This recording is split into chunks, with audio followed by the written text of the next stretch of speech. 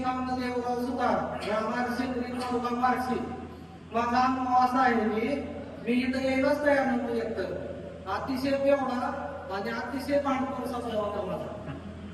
मग इथं येण्याचं कारण असं की मडक्याचा माझा व्यवसाय आहे. मग माझ्या मालकीने पोती वाचत होती. तिथं माझ्याकडून कंपनीला चिठ्ठी पाठवायची राहिली होती. मग त्या चिठ्ठीत 99 फिगर होता. पण माझ्या बायकोला 9 आकडा दाखवला. मग मी म्हणतो 9 आकडा आला तर मी मणकापूरला गेलो. माझ्या मालकीने शिरेसला आणि बरोबर 9 आकडा आला.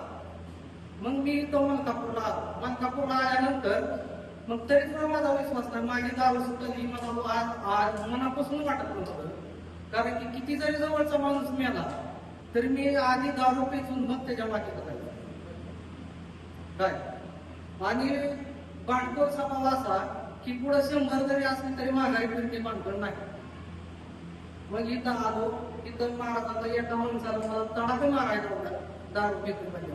तरी सुद्धा मला राग भाऊ काहीच आलं नाही. त्या दिवशी काहीच वाटलं नाही मला. आणि त्या दिवसापासून दारू सोडली आणि आशीर्वाद मिळाला महाराजांचं चांगलं झालं. परत अजून मी याला अनुभव घेतला.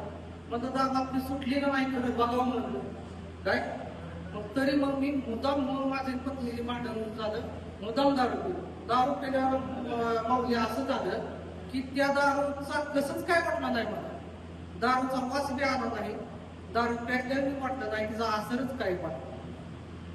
दारू म्हणजे अशी विशेष काय एवढी विशेष होती माझ्या जिंदगीत. पण तिचा आता सध्या काहीच वाटत नाही. टाळ्याच्या मध्ये